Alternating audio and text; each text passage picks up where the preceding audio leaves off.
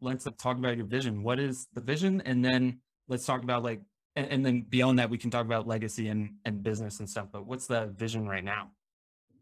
Okay, so the vision is big, right? And it's definitely something that may not, when people look at a radiation shielding company, they think you're just solving a very particular issue, and you're going to have a very niche application, but a widespread, but niche application. However, what our goal is, the way I see the current space industry, current spacecraft, right? Launch is important because that's the first stage infrastructure, getting things off the ground, right? Then you have on-orbit servicing, whether it's in the form of, repairs, orbital debris protection, and then refueling in space. All of these things are other layers of infrastructure. The one layer that I think has been not ignored, but has been getting less attention than it should is the materials layer. How do we build in space, right? And when we jumped into this market, our team is actually, everyone except me, I'm the youngest, right? I have some experience from prior startups and so forth.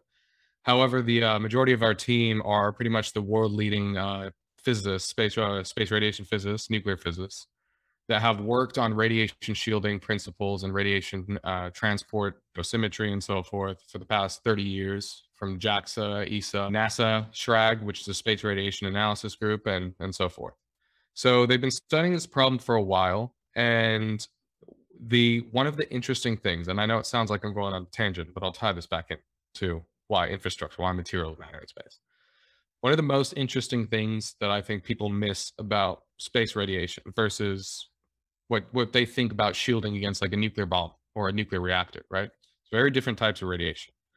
Nuclear reactors don't have extreme high energy particles, usually gamma rays and some lower energy protons and so forth.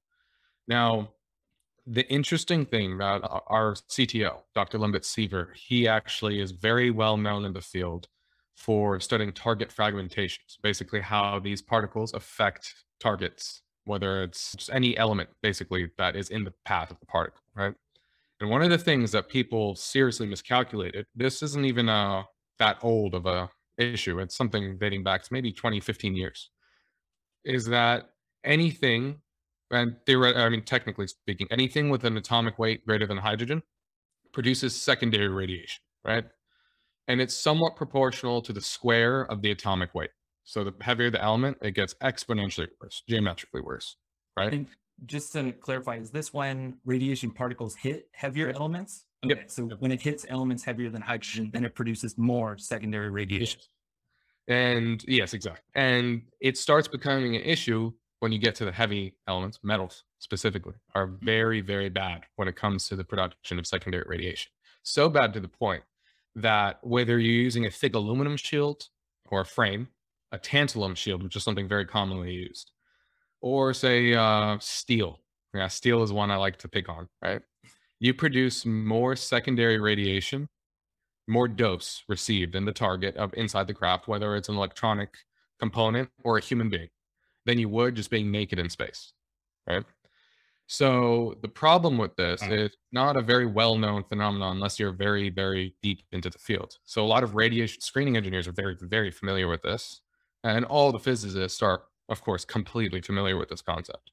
Now, a lot of the modeling systems that companies use don't really take that into account as much. A lot of them use old systems like Cream 96, Cream 2000, even the SPENDIS model, which a lot of companies use to do some radiation modeling of their components before sending them into actual testing, physical testing. The details of the models we'll leave out for now because I can talk about that for quite a while. But they had some incorrect assumptions made on the physics engine they use, basically. Lembit specifically actually developed an improved version of this, right? So they were seriously underestimating the secondary radiation. So for what they were designing against, yeah, it looked good. It looked like, oh, aluminum made sense. It looked like, oh, steel made sense. Tantalum made sense, right? Well, in reality, it's absolutely detrimental. And not only is it detrimental in terms of radiation, it also adds weight to your spacecraft. So then we had the idea, what would be interesting is theoretically a lighter material is better, right? And you've probably heard people say, oh, waters are great for radiation. The only reason is because of the hydrogen. Theoretically, if you had pure hydrogen, that would be fantastic, right? Now, as you can imagine, engineering a spacecraft with water or hydrogen around it, It's very difficult. You know, it's going to be there's going to be a lot of challenges with that, right? And maybe one day we'll have metallic hydrogen plates, but that's quite a bit in the future.